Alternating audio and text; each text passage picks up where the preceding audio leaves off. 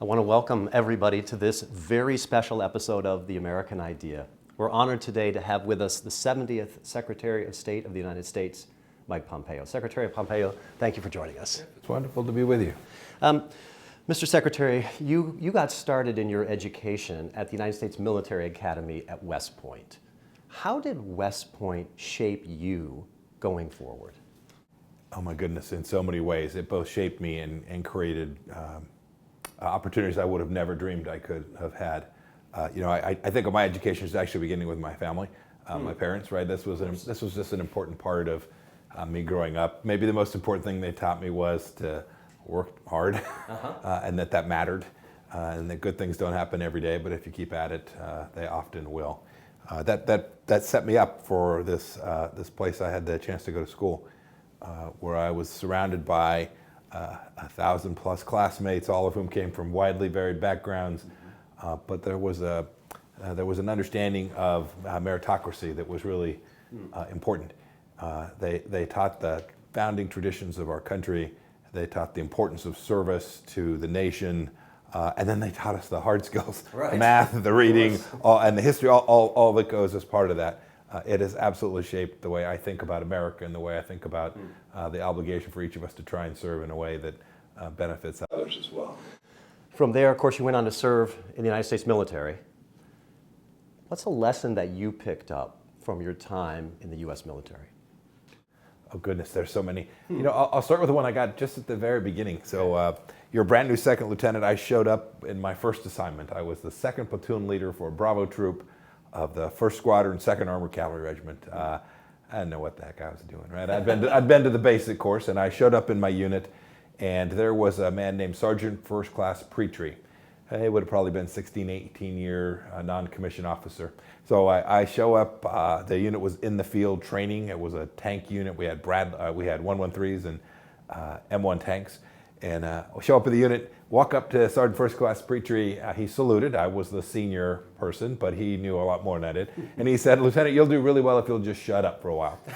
And the truth is, the lesson for me was listening is important. The capacity to take on information, to absorb, to not always be pushing to talk, to be prepared to listen, to take others' ideas. In the end, in that unit, I was responsible for its successes and its failures. I was a lieutenant, the senior member of the unit, but I benefited enormously from that. What I think he meant in a little bit in jest and a little bit with seriousness, and I've tried to take that on to this day to make sure that I listen to lots of different voices, lots of different people around me as I try to form good judgments on how to make decisions. Out of the military, then of course you go into private industry, and then into Congress, representing Kansas's 4th district in Congress. In Congress, it's very easy, I think, for members of Congress to sort of calculate what their interests are. But some congressmen, yourself included, became known as people who really tried to stand on principle.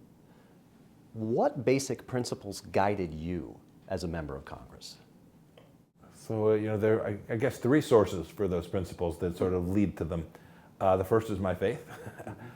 You can't separate that. I get asked all the time, how are you a Christian and a congressman? The answer is, well, I was elected to Congress, but I've been a Christian since I came to know the Lord, and they're inseparable. That certainly drives the way, that informs my value set. So when you think of principles, that understanding, the Christian understanding of America and the world and of human dignity certainly informed it. Second, I was elected by the people of South Central Kansas. They had a decided view on how congressmen ought to vote, how they ought to think about the world.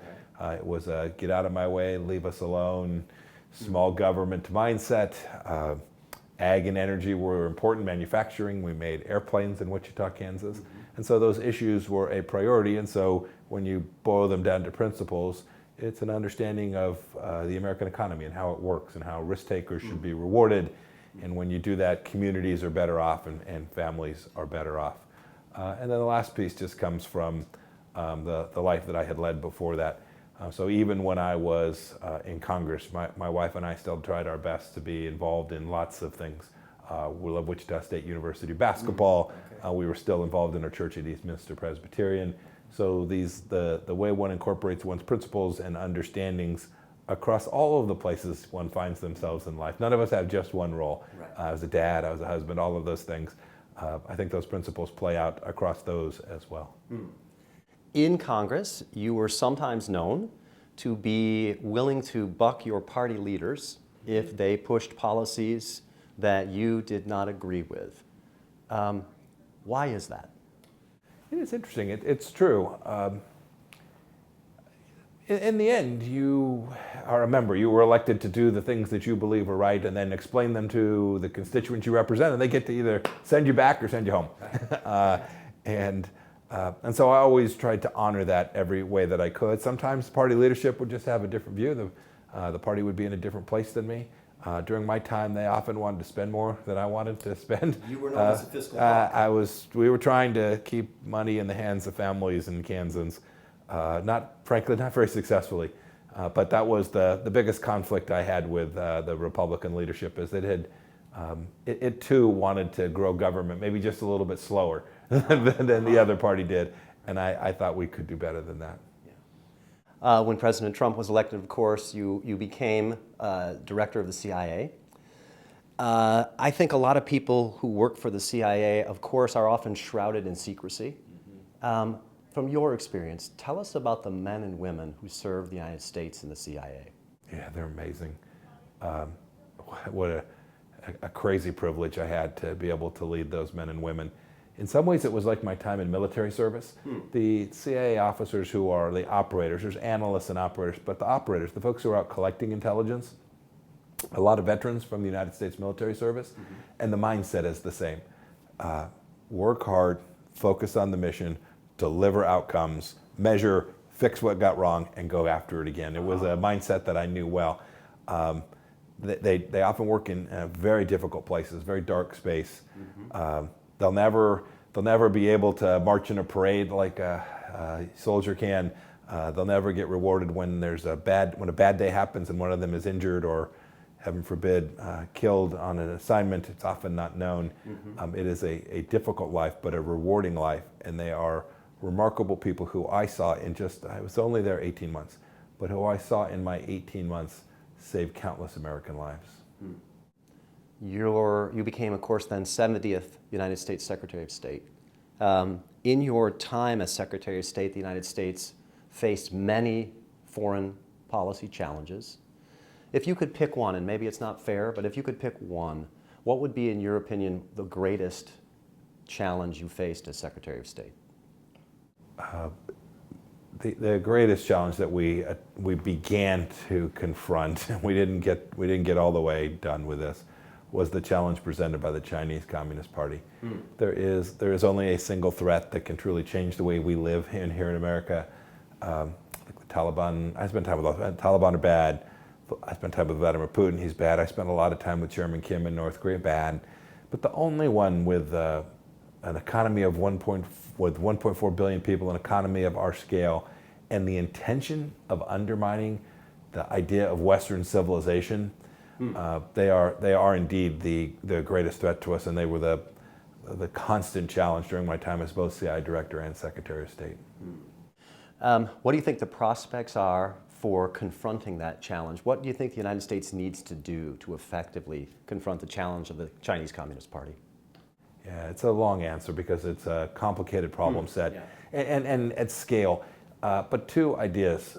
The first is we have to recognize the problem. The first step of every 12-step program is acknowledging that you've got to fix it. And I think we're now there. I think the American people now can see that the Chinese Communist Party built its economy on the backs of the American worker for 40 years.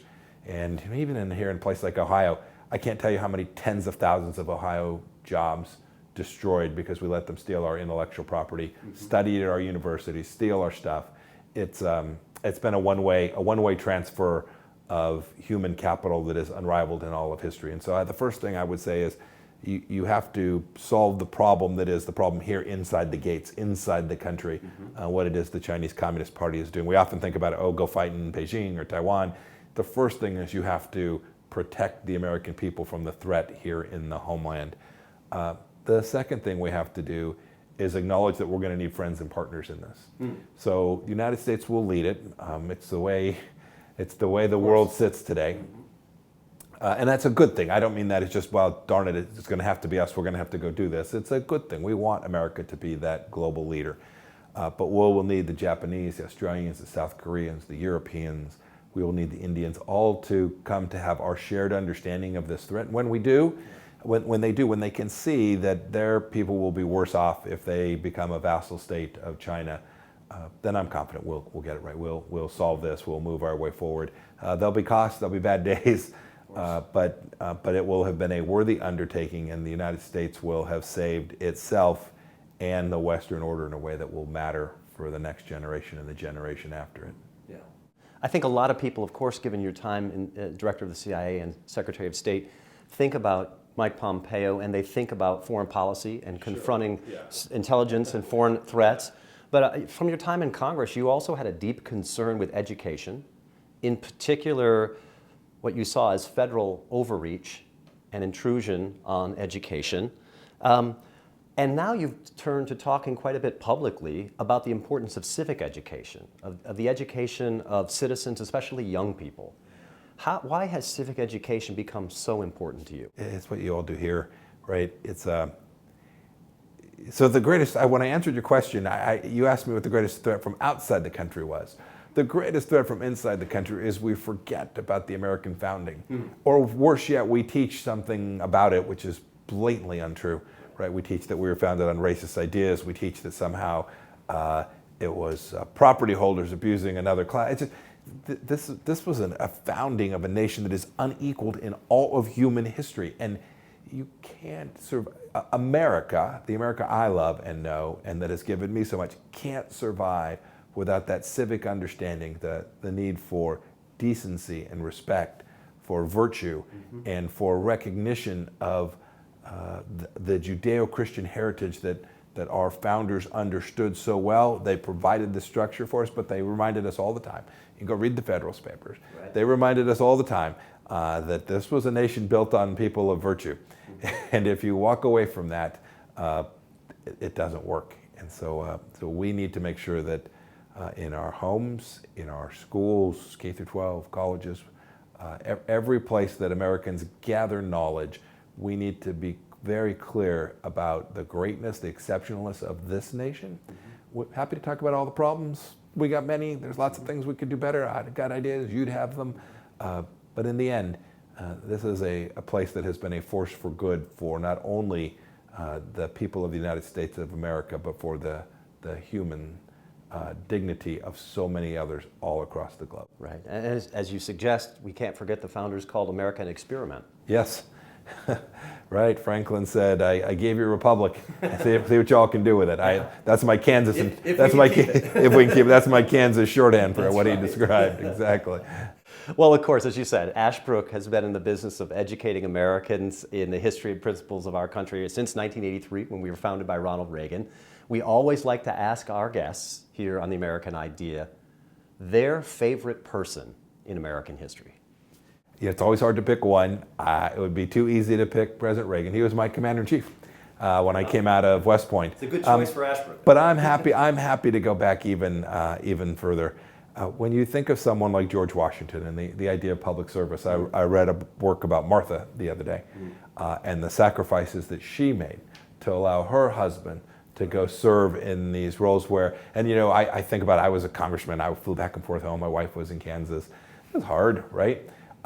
There was no way for President Washington or General Washington to get back home.